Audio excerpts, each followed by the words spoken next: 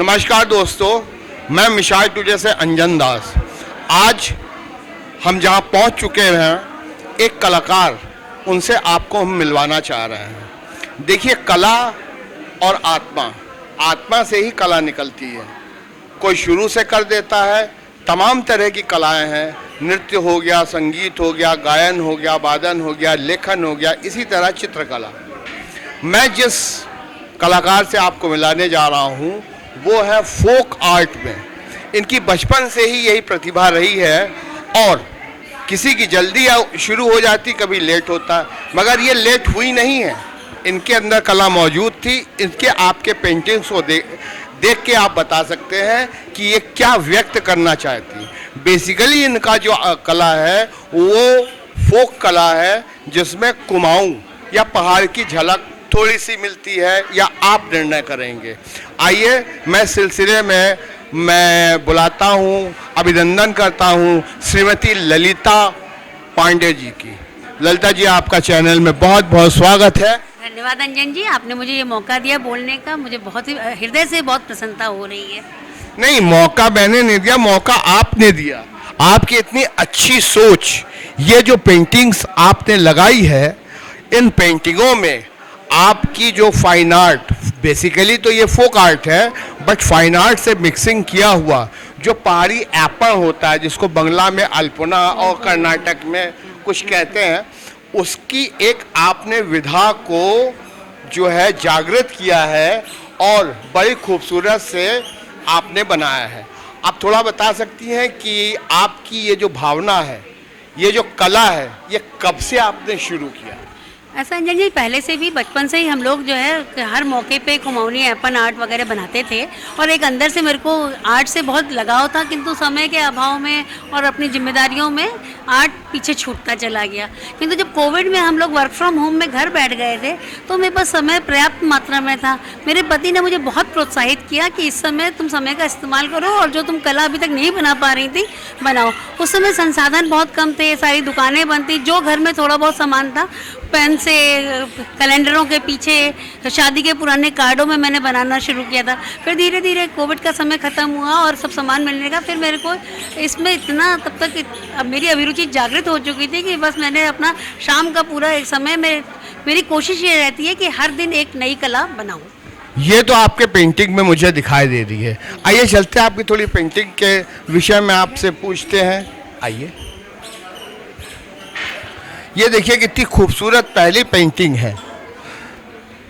जीवन में रात के बाद हमेशा दिन आता है, ये दिखाने की कोशिश की कि हमें रात से निराश नहीं होना चाहिए। अगर रात है तो जीवन में सुबह भी होगी।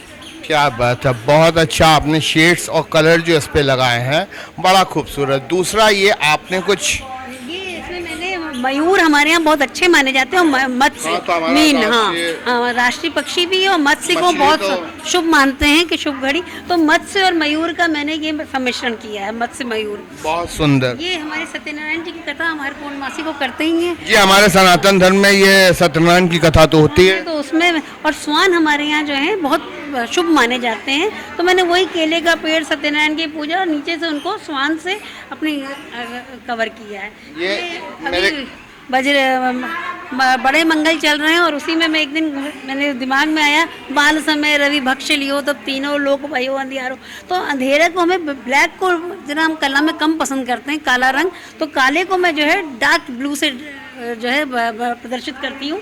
ये रात को मैंने, बहुत सुंदर सोच है आपकी। चिड़िया, तोते, ये सब शुभ चीजें मानी जाती हैं घर में रखना। ये मधुबनी आर्ट है, ये मधुबनी है। हाँ, सभी आर्ट अलग अलग हैं। ये जो है ये फोक आर्ट है वहाँ एमपी की, उसमें मैंने ये कृष्ण की रासलीला दिखाई है। ये मैंने पटचित्र में भी रासलीला दिखाई है।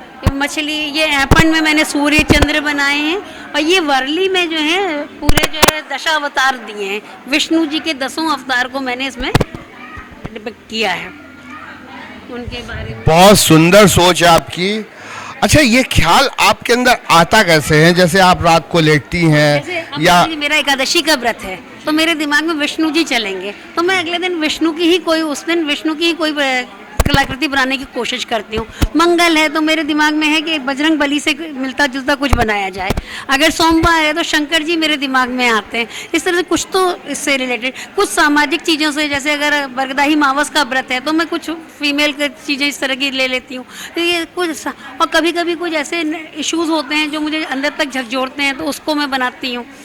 अच्छा, ये आपने मेरे ख्याल से कुछ कोस्टर्स हैं हाँ, शायद ये एपन में ही मैंने, आजकल हमारे पास इतना ज़्यादा समय नहीं है और सबके घर सीमित हैं, पेंटिंग्स ही सब लोग नहीं, तो मैंने फोक आर्ट को ही जो है उसमें कि जिससे हम अपनी कला के रुझान को भी प्रदर्शित करें और थोड़ा सा लोगों को एक नई चीज़। नहीं, मगर इसमें आपको एक बात बता रहा हूँ, ये नई चीज़ तो ज़रूर है, इस तरह तो नहीं, मगर दूसरे तरह की जो कंपनियां जो बनाती हैं कोस्टर्स, वो लगभग है बेटा आपकी सोच दूसरी तरह की है। वो जो होती प्रिंटेड मीडिया है, ये मेरा हैंड पेंटेड है। हाँ, ये मुझे मालूम, इसीलिए सुंदर लग रहा है। ये हैंड पेंटेड है।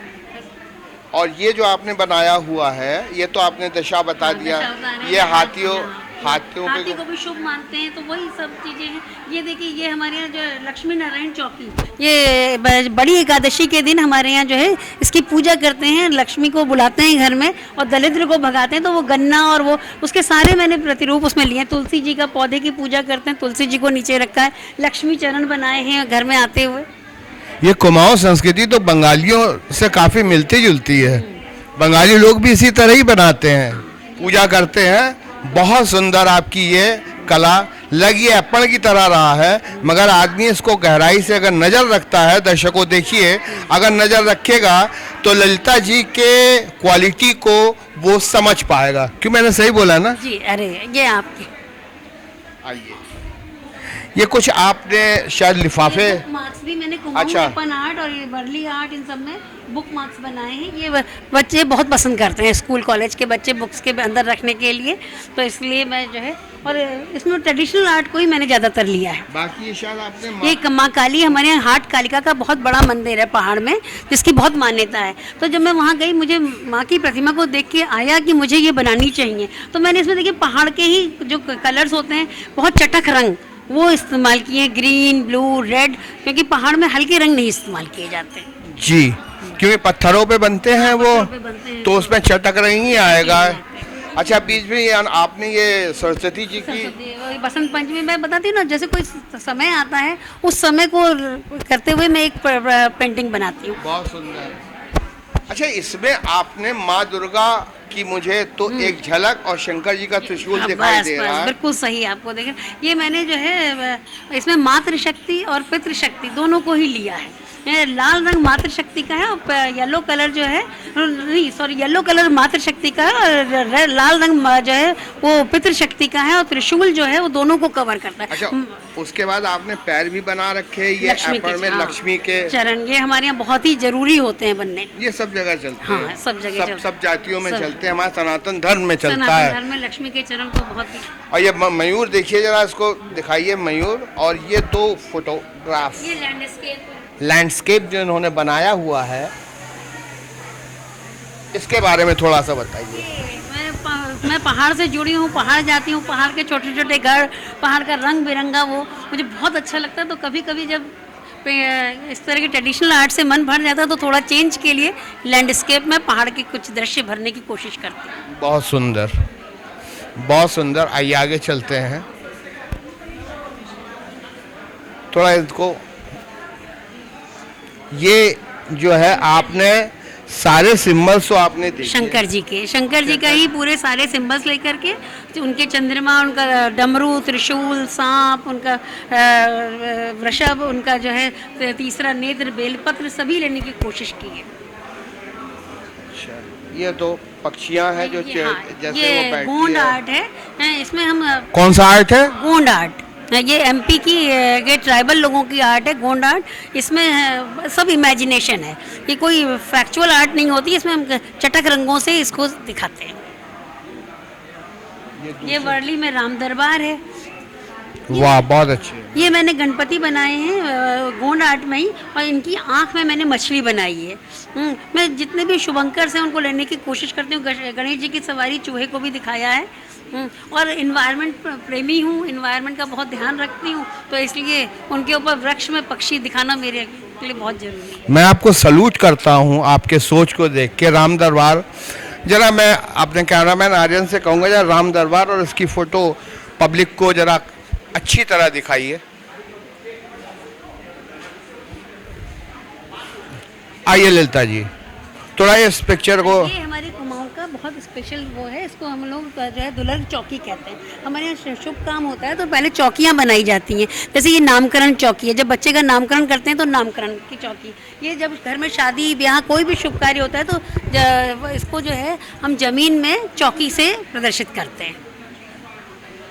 ये लक्ष्मी चौकी है, इसमें हमने इनकी सवार जो उल्लू को, हाथी को, सबको बनाया है, कमल के फूल को और लक्ष्मी जी। शंख और घंट, सूर्य, चंद्र, ये हमारे चारों चीज़ें हर पेंटिंग में होती हैं उत्तराखंड की। ये जो है आपकी आधी से ज़्यादा तो तस्वीरें बिक चुकी, आधे से ज़्यादा तस्वीरों, बट आज आपसे बात करके बहुत अच्छा लगा। हमारे दर्शकों को भी बड़ा पसंद आएगा, ये स्टोरी बहुत दूर दूर तक जाएगी।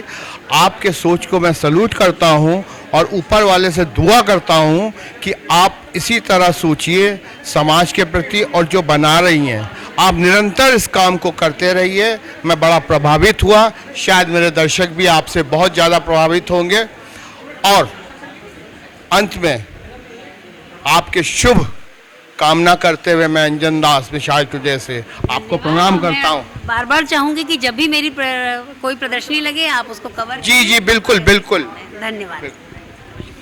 तो साथियों, आज मैं अंजन दास अपने साथी कुणाल पंत के साथ ललिता पांडे के पंकज आर्ट फाउंडेशन से अपने कैमरामैन आर्यन के साथ अब आपसे विदा लेता हूं। अगले एपिसोड में हम फिर आपसे मुलाकात होगी, तब तक सुरक्षित रहिए, स्वस्थ रहिए। धन्यवाद।